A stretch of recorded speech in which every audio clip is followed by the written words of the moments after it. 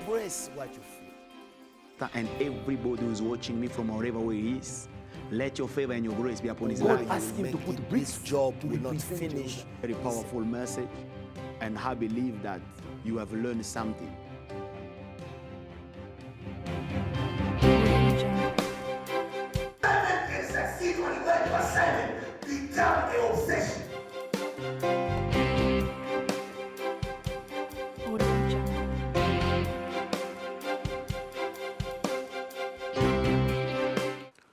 Bonjour, je m'appelle Bibi Ezekiel, je suis le General Overseer of Shekinah Ministry International. Je serai en train de t'enseigner sur des lois puissantes, fortes par rapport au progrès personnel. L'une des séries d'enseignements que nous avions donné sur les lois pour le progrès personnel. Je l'ai dit et je le redis encore que Dieu est tellement concerné par notre progrès, Dieu est concerné par notre mouvement. Et cela se justifie dans le livre de Jean, au chapitre 11e, du premier verset jusqu'au dernier. La Bible nous montre sous la résurrection de Lazare. Ça nous prouve que non seulement que Jésus voulait que Lazare ressuscite, mais aussi Jésus voulait que Lazare soit capable d'avancer. Alors pour que son progrès soit effectif, il fallait que les liens qu'il y avait à ses pieds et à ses mains soient détachés. Voilà pourquoi je crois du fond de mon cœur qu'il y a différentes manières d'être délivré. La Bible déclare, tu connaîtras la vérité et la vérité t'affranchira et tu deviendras réellement libre. Il y a des temps où la parole que tu écoutes, la vérité que tu connais te délivre. Voilà pourquoi j'aimerais que tu me suives attentivement parce que je crois du fond de mon cœur que certaines vérités, certaines capacités te seront données encore aujourd'hui afin que tu sois capable de connaître comment avancer. Je te demande d'être attentif. Voilà pourquoi comprends que le monde dans lequel nous sommes est un monde qui est rempli de règles et de lois. Manquer de connaître ces lois-là peut faire qu'un héros soit un zéro. Voilà pourquoi tu dois connaître que les lois ou les principes fonctionnent partout. Elles fonctionnent en Afrique, elles fonctionnent en Europe, elles fonctionnent aux États-Unis, elles fonctionnent partout. Quand tu les observes, elles fonctionnent pour toi. Quand tu vas à l'encontre de ces règles-là, elles fonctionnent contre toi. Voilà pourquoi il vaut mieux connaître ces règles afin que tu sois capable d'effectuer un progrès. Famille, écoute-moi très bien, le progrès n'est pas un accident, le succès n'est pas un accident, mais le succès, c'est toute une préparation liée par rapport à la connaissance. Tu ne sauras pas prospérer plus que ce que tu connais. Ta prospérité ou ton avancement, ton progrès est proportionnel à ta connaissance. Voilà pourquoi plus tu connais, plus tu progresses. Le monde dans lequel nous sommes est un monde où la Bible déclare « Mon peuple périt faute de connaissance ». Ça signifie que si tu as la connaissance, tu vivras là où les gens sont en train de mourir. C'est très important pour toi de connaître parce que ce que tu connais te donne les capacités d'avancer. Voilà pourquoi ma prière, pendant que je serai en train de t'enseigner, pendant que je serai en train de parler sur ces lois, ma prière, c'est que Dieu dépose une autre dose de connaissance, une autre capacité qui va te permettre d'avancer plus loin afin que tu sois capable de réaliser les objectifs de ta vie. Chrétiens, écoutez-moi, il n'y a personne qui est né par hasard. Nous sommes tous nés pour une mission bien précise. Nous sommes bien nés tous pour une mission que Dieu nous a donnée. Voilà pourquoi Paul était en train de dire à Timothée, n'aie pas honte de parler de moi, prisonnier de Jésus et de l'évangile, à cause de la mission qui nous a été répartie par Dieu. Chrétien, avant la fondation du monde, la mission t'a été donnée par Dieu avant la fondation du monde. Tu n'es pas un fruit du hasard, mais tu es né pour une raison, tu es né pour une mission que tu dois accomplir. Voilà pourquoi tu dois connaître que Dieu ne peut jamais te donner ou répondre à une prière pour laquelle il t'a déjà donné une équation. Voilà pourquoi tu dois connaître que quand l'équation t'a déjà été donnée, c'est ta responsabilité d'appliquer cette équation afin que tu aies la réponse que tu attends. Voilà pourquoi le monde est un monde qui nous exige à apprendre à tout moment. Une personne qui refuse d'apprendre, c'est une personne qui refuse de grandir. Apprendre, plus tu apprends, plus tu grandis. Voilà pourquoi le monde, nous sommes des étudiants perpétuels. Nous apprenons tous les jours. Nous apprenons tous les jours. Voilà pourquoi tu te rendras compte que même Dieu aime ça. Il est l'enseignant et nous sommes des apprentis. Nous apprenons auprès de lui. Nous sommes des apprentis. Ce que les aînés ont appris pendant 25 ans, tu peux les apprendre après 15 ou 20 minutes en lisant un livre qu'il a écrit. Ce que les aînés ou les mentors ou les pères ont appris pendant des années, tu peux l'apprendre très tôt. Ou soit tu peux vivre ces mêmes expériences, mais apprendre avec les expériences, c'est souvent accompagné des blessures et des peines. Voilà pourquoi je te conseille de suivre l'enseignement. Aujourd'hui, je parlerai sur la loi de la motivation personnelle. Famille, écoutez-moi, c'est ta responsabilité de te motiver personnellement. La Bible déclare un esprit, quand quelqu'un est dans la maladie, son esprit le fortifie. Mais un esprit abattu, qui le relèvera? Nous allons nous appuyer sur le livre de Josué, le chapitre 1er. La Bible déclare, quand nous commençons par le premier verset, c'était après la mort de Moïse. Dieu est allé vers Josué. Il a dit à Josué, voici mon serviteur Moïse est mort. Mais maintenant, lève-toi, car c'est toi qui feras entrer ces peuples dans la terre que je leur ai promise. Chrétiens, pendant que Dieu vient vers Josué, pendant qu'il est en train de parler, il y a des choses que Dieu était en train de communiquer à Josué, qui était ça le principe, qui était ça la clé pour son progrès personnel. Alors la première des choses, Dieu demande à Josué de s'élever afin qu'il soit capable d'avancer. Voilà pourquoi je parle à toute personne partout où tu es.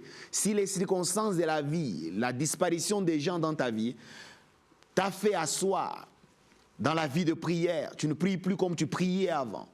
Si ces situations, peut-être un divorce, peut-être une mort, peut-être, je ne sais pas, un échec dans les études ou dans quelque chose, t'a fait asseoir et tu n'es plus capable d'avancer. De partout où tu es, je te parle, lève-toi. Parce que tu es responsable de ta propre vie. Il n'y a personne d'autre qui peut faire arriver cette vie à la fin. Personne d'autre ne peut amener que les objectifs et la raison pour laquelle tu as été créé soient accomplis si ce n'est toi-même. Dieu a besoin d'une seule personne pour que la mission qu'il a donnée en toi se réalise. Et cette personne-là, c'est toi-même. Voilà pourquoi Dieu a dit à Josué, lève-toi. Pourquoi? Parce que les situations qui se passent autour de nous ont toujours tendance à nous faire asseoir, a toujours tendance à briser notre esprit, a toujours tendance à abattre notre esprit. Et le diable connaît que selon que la manière que Dieu a créé l'homme, il lui a donné la capacité d'être capable de se motiver lui-même. Parce que la capacité de se motiver soi-même, c'est même ça la preuve de la maturité. Ce qui nous prouve que Josué a grandi, qu'il était capable d'amener le peuple dans leur terre promise, c'était le fait d'être capable de se motiver lui-même. Chaque fois qu'il y aura quelqu'un autour en train de pleurer, que je n'arrive pas à réussir la vie à cause de ceci ou de cela, à cause de telle personne parce que je n'ai personne autour de moi, c'est une preuve d'immaturité. Toute personne mature que Dieu appelle à réaliser des choses dans la vie doit être capable de motiver, être capable de ressusciter le don de la motivation personnelle que Dieu a placé dans sa vie. Voilà pourquoi nous parlons sur la motivation personnelle. C'était ça la clé que Dieu a donnée à Josué, afin que Josué soit capable de réaliser la mission pour laquelle Dieu l'a donnée. La mission que Dieu t'a donnée est sous ta responsabilité. Le don que tu as est sous ta responsabilité. Les talents que tu as reçus est sous ta responsabilité. Les opportunités qui passent autour de toi, tu es redevable à cela. Dieu va te demander en compte. Comment est-ce que tu les gères? Voilà pourquoi n'accepte pas de perdre ta vie, de perdre tes objectifs, parce que tu n'as personne autour de toi. Écoute-moi, ça ce n'est plus le temps où tu dois rester en train de te plaindre. Comment est-ce que ton enfance était pleine de douleurs? Comment est-ce que tu n'as pas de père? Comment est-ce que tu n'as personne pour te soutenir? Ça, c'est le temps de la responsabilité. Dieu est juste et je crois du fond de mon cœur que dans sa justice, il t'a donné les capacités d'être capable de te relever et d'être capable d'accomplir le rêve que tu as reçu de sa part. Alors, si tu n'es pas enfant de Dieu, si tu n'es pas converti, si tu n'es pas né de nouveau, je te donne l'opportunité que tu ne peux être qualifié aux choses de Dieu que si tu appartiens à Dieu. Voilà pourquoi de partout où tu es, la Bible déclare Jésus-Christ est le chemin, il est la vie et la vérité. Il n'y a pas moyen que tu sois sauvé sans Jésus.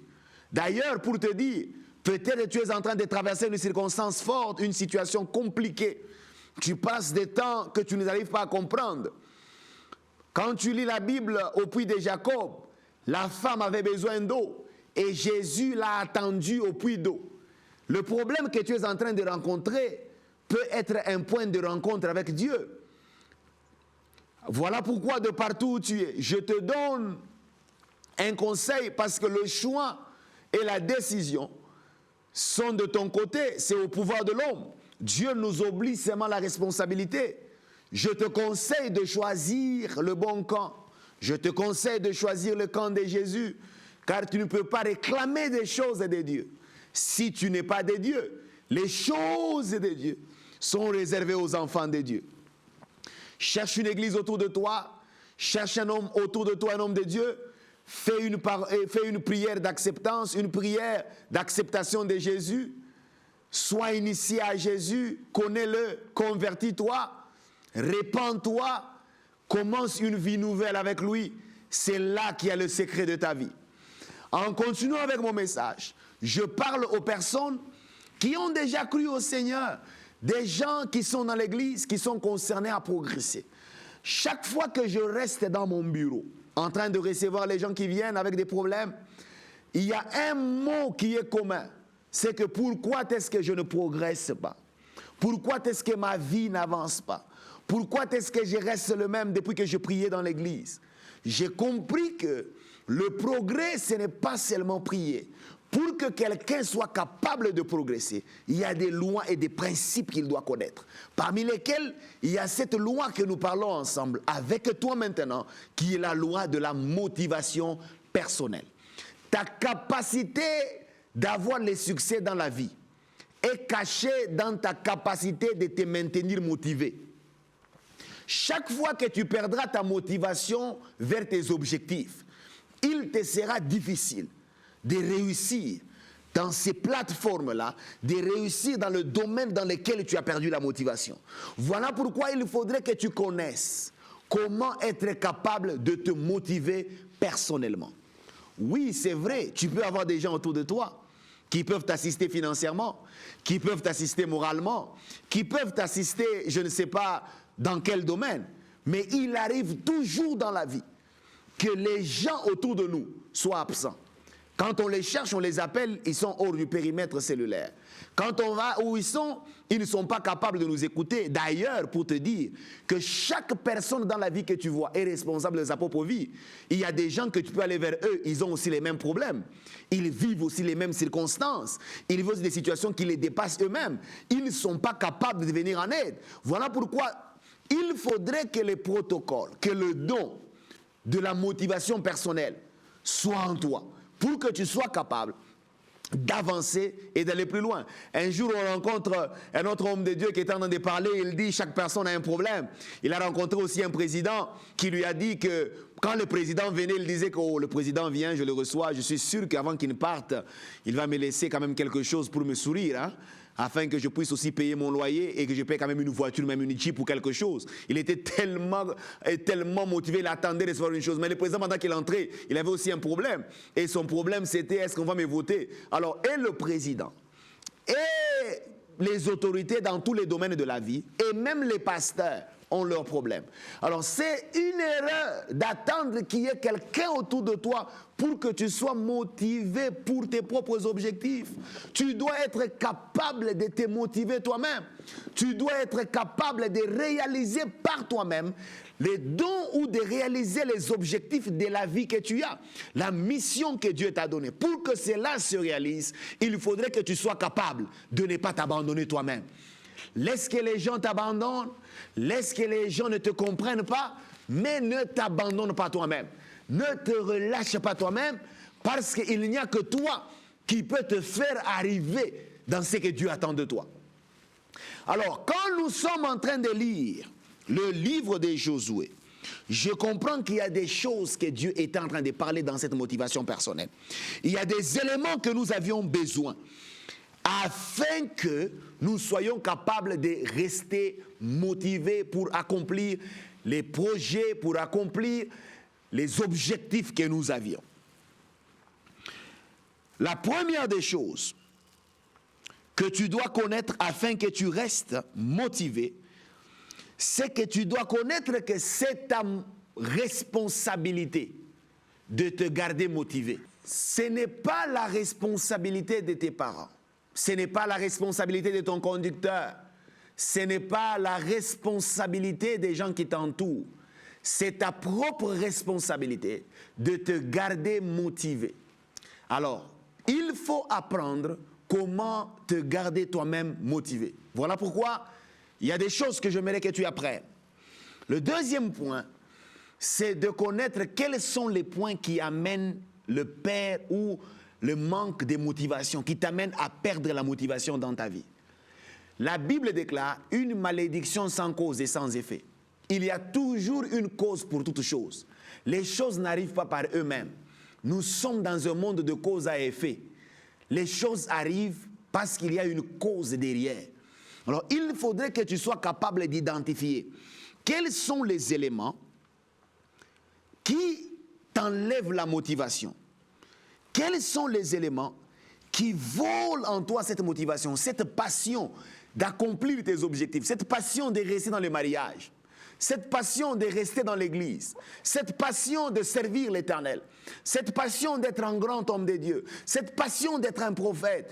Quelles sont les choses qui enlèvent en toi cette motivation, cette passion? C'est ta responsabilité de découvrir cela. Parce que si tu ne découvres pas cela, il te sera difficile de garder la motivation. Parce que souviens-toi que ton succès, ta réussite dépend de ta capacité de te maintenir motivé. Voilà pourquoi c'est une obligation de rester motivé afin que tu sois capable de réaliser les objectifs de ta vie. Je le crois du fond de mon cœur. Comme la Bible le déclare, la parole de l'Éternel ne retourne pas chez Dieu sans accomplir l'œuvre pour laquelle elle a été envoyée. Les dieux de prophète Ézéchiel, les dieux qui a permis que je parle aujourd'hui, les dieux qui écoutent les prières. Chrétiens, écoutez-moi, s'il y a un peuple qui prie quelque part, c'est parce qu'il y a un Dieu qui répond. Je te dis, de partout où tu pries, sache qu'il y a un Dieu qui répond au ciel. Parce qu'il y a un Dieu, il répondra à ta prière. Parce qu'il a un Dieu, il te donnera la solution à ta vie. Mais il faudrait que tu découvres quel est le secret de ta vie, afin que tu restes motivé. Je vais parler des 3 forces qui affectent la motivation généralement. Peut-être cela peuvent aussi toucher les choses de ta vie. Peut-être ceci ne sera qu'une clé afin que tu sois capable de découvrir quel est réellement le problème de ta vie là où tu es. Je ne parle pas de ton voisin. Aujourd'hui, j'ai une mission de te parler toi. Oui, toi. J'ai une mission de te parler toi là où tu es. Voilà pourquoi ne sois pas concentré au téléphone, ne sois pas concentré, n'éteins même pas la télé. Reste concentré à écouter parce que c'est une clé pour ta réussite. Vous savez, généralement, les gens n'aiment pas qu'on leur dise la vérité. Ils choisissent ce qu'ils veulent entendre. Parfois, dans la vie, pour réussir, il ne faut pas choisir ce que tu veux entendre. Il faut réellement choisir ce qui est important et nécessaire à ta vie afin que tu sois capable de progresser. Alors, je parlerai des 3 forces qui affectent notre motivation. La première des choses, c'est la fatigue. Chrétien, plusieurs fois dans ma vie, j'ai failli abandonner la vie chrétienne. Après des grands temps de succès, après un grand service prophétique, Je suis sûr que quand tu vois dans mes génériques, tu verras qu'il y a des moments prophétiques très sérieux. Il y a des grands services dans l'église que nous avons effectués et que nous croyons en Dieu et qu'on va encore en faire. Mais après des grands moments, il est arrivé qu'on a pensé même quitter le ministère. On a pensé même abandonner ces choses ici. Dire que non, allons seulement faire les affaires. Pourquoi? À cause de la fatigue. La fatigue joue un rôle très important dans la vie des enfants de Dieu. Quand tu prends ta Bible, dans le livre de Marc, le chapitre 6e, commençant par le verset 30e, en train de descendre plus bas, c'est Jésus qui est en train de parler avec ses disciples. Les disciples viennent des grands services, en train de parler à Jésus des choses qu'ils ont rencontrées. On a vu ceci dans les ministères, on a vu ceci et cela. Mais pendant qu'ils parlaient à Jésus, j'aime la version anglaise, mais ça dit aussi la même chose dans la version française. Pendant qu'ils parlaient à Jésus, Jésus leur demanda de se retirer afin qu'ils se reposent. C'est ce que la Bible dit. Il leur demande de se retirer afin qu'ils se reposent. Famille, écoutez-moi très bien. Si Jésus était concerné au repos de ses disciples, avant qu'ils ne puissent participer à la multiplication des pains au grand miracle, ça signifie que le repos joue un rôle très important dans le progrès personnel. Il y a des gens qui ont des talents, il y a des gens qui ont la force, il y a les gens qui ont des bonnes ambitions, mais il y a des gens qui n'ont pas le temps de se reposer. Il fait le même travail au travail, le même travail à la maison, le même travail dans ses songes et le même travail partout. Bien-aimé, quand tu lis ta Bible dans le livre de Genèse, la Bible déclare Dieu se reposa au 7e jour. Parfois, je me pose la question, est-ce que Dieu réellement était-il fatigué? Est-ce que Dieu réellement était vraiment fatigué à cause de l'œuvre de sa création? Je réponds, Ézéchiel, non. Dieu n'était pas fatigué. Dieu a créé ces choses afin que cela nous serve d'exemple. Il y a parfois où nous échouons de faire mieux, pas parce que l'on ne connaît pas, parce que seulement nous sommes fatigués. Je parle aux hommes d'affaires, je parle aux gens, aux hommes de Dieu. Ce n'est pas mauvais de prendre un repos, ce n'est pas mauvais. Vous savez, il m'est arrivé dans la vie, parce que j'étais tellement fatigué, de commencer à être impatient pendant que je suis en train de faire mes counseling, en train de recevoir les gens. J'aimerais que les gens entrent vite et qu'ils sortent. Pourquoi? Parce que je suis tellement fatigué. Par conséquent, je ne donnais plus le meilleur de moi-même. Garde toujours dans ta vie des affaires, ta vie conjugale, de tous les domaines de ta vie. Garde toujours un temps de repos. Retire-toi, repose-toi. Et chaque fois que tu te reposes, quand tu reviendras, tu feras de très grandes choses. Des choses que les gens ne vont même pas comprendre. Pourquoi? Parce que tu as eu le temps de te reposer. Salomon a mis ça de cette manière. Salomon a dit, il y a un temps pour toutes choses. Il y a un temps pour naître. Il y a un temps pour vivre. Il a dit qu'il a un temps pour toutes choses. Bien aimé, le respect des temps est très important. Ne pas discerner le temps a créé certaines personnes à perdre leur foyer. Son mari rentre comme ça, sans avoir même écouté d'où est-ce que la personne vient. Il commence un problème qui n'a ni tête ni queue. Ça a résulté à un divorce. Quand nous restons dans le counseling, le marriage counseling, en train de canceller les gens, en train de les aider à comprendre dans les couples afin qu'ils restent ensemble, il y a des gens qui ont perdu leur couple parce qu'ils n'ont pas bien respecté le temps. Il y a des temps pour toutes choses. Il y a le temps pour les reproches. Il y a le temps pour parler. Il y a le temps pour prier. Il y a le temps pour manger. Si un homme d'affaires ne sait pas discerner le temps, quoi faire et dans quelle période le faire, il peut perdre tout son argent. Voilà pourquoi vous vous rendrez compte que la force d'un semeur, ce n'est pas seulement la sémence, c'est aussi le discernement du temps dans lequel la sémence doit entrer dans le sol. Chrétien, écoutez-moi, de partout où tu es, sache que le temps joue un grand rôle, le respect du temps. Voilà pourquoi il nous faut toujours avoir le temps d'un repos. Toute personne qui aimerait achever des grandes choses, qui aimerait accomplir des choses fortes, qui aimerait être ce qu'on appelle en anglais des big achievers, quelqu'un qui achève des grandes choses, il doit avoir le temps de repos. Deuxième des choses qui peut te permettre de réaliser les grandes choses, de te garder motivé. La deuxième des choses, c'est ce qui fait que les gens perdent la motivation plutôt, c'est que les gens atteignent ou poursuivent plusieurs choses au même moment.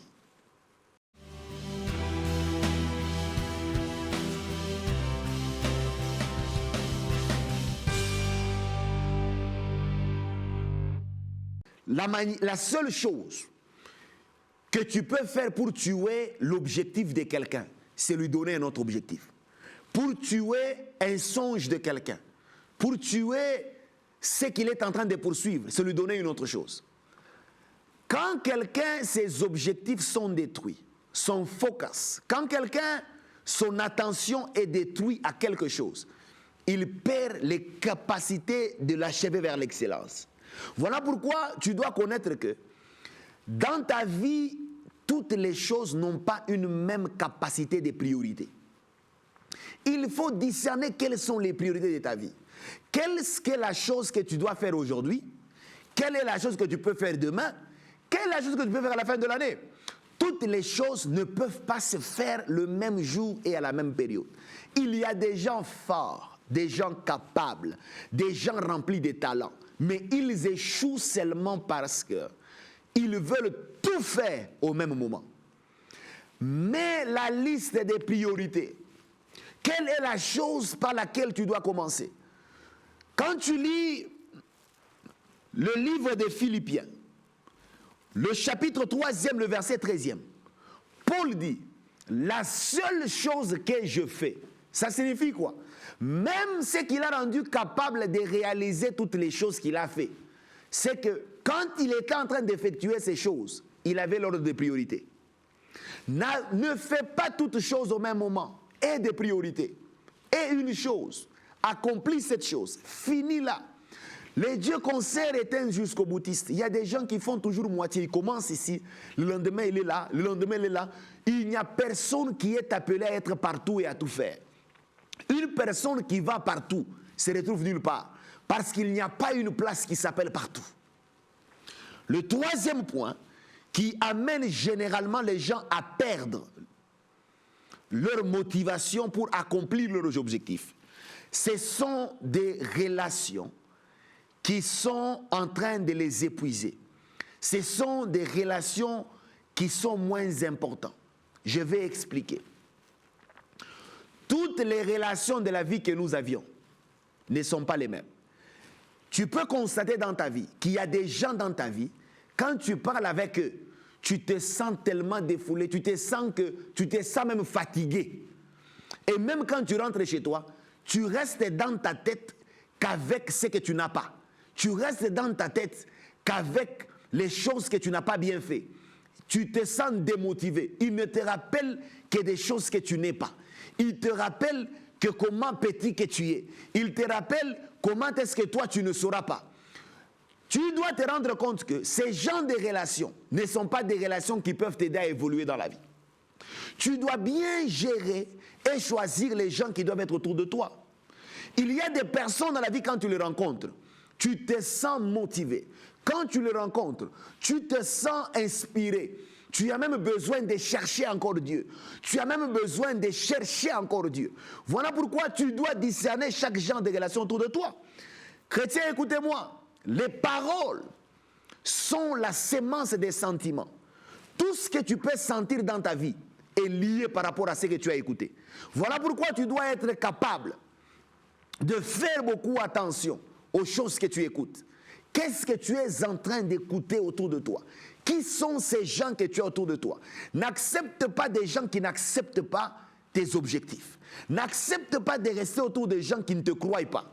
Tu as besoin des gens qui te croient. Si Dieu lui-même se retire des gens qui ne les croient pas, la Bible déclare, Dieu est obsédé d'être cru.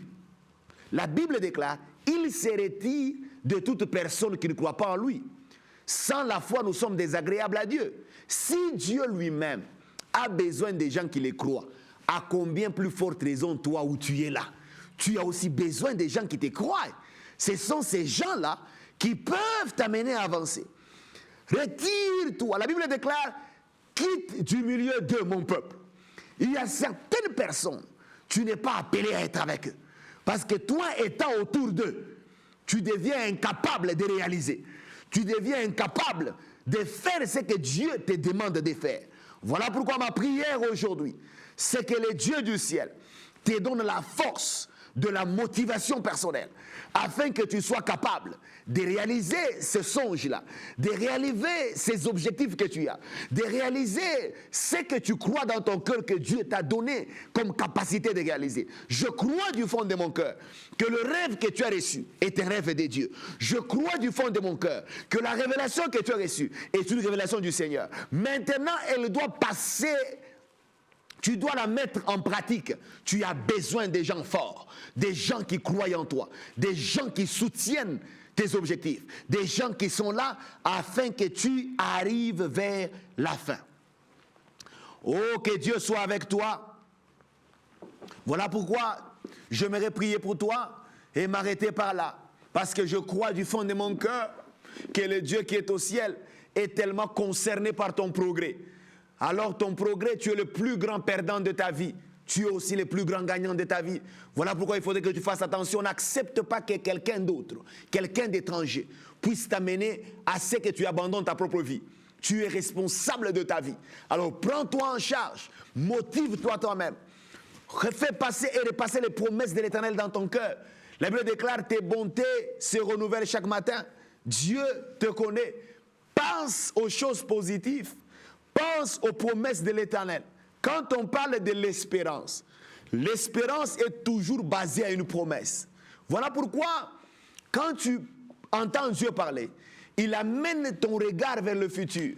Pourquoi? Parce que ton futur est meilleur que ton passé. La Bible déclare, mon bien-aimé s'élèvera, il s'élèvera encore bien haut. Voilà pourquoi je parle à quelqu'un. Si tu as l'argent aujourd'hui, la pensée de Dieu, c'est que tu y as encore plus d'argent demain. Je ne crois pas que Dieu t'a appelé pour avoir l'argent aujourd'hui et être pauvre demain. Tout dépend de toi. Tu peux monter encore. Quand la Bible dit, mon bien-aimé s'élèvera, il s'élèvera encore bien haut. Tu es appelé à t'élever et à t'élever encore. Toi à qui ton passé était mauvais, tu as les capacités en toi. Dieu te donne les capacités. Et encore la capacité de te motiver toi-même. Tu dois encore vivre mieux que ce que tu as vu hier. C'est ça la pensée de l'Éternel. La Bible déclare, ne vous souvenez pas des événements passés. Voici, toutes choses sont devenues nouvelles. Ta vie n'est pas liée par rapport à ton passé. Ta vie est liée par rapport à ton futur. Voilà ma prière pour toi aujourd'hui. Que le Dieu du ciel, le Père des esprits des prophètes, les dieux d'Ézéchiel, les dieux de Shekinah, je prie au nom de Jésus qu'il te donne les capacités de te motiver toi-même. C'est vrai que tu as rencontré des difficultés. C'est vrai que tu traverses des problèmes. C'est vrai que les choses autour de toi semblent être contre toi. Mais tu n'as pas besoin de tout le monde. Tu as besoin de toi-même. Que Dieu te donne la force de t'élever, la force de réaliser ce que tu crois en toi, qui est la mission de ta vie.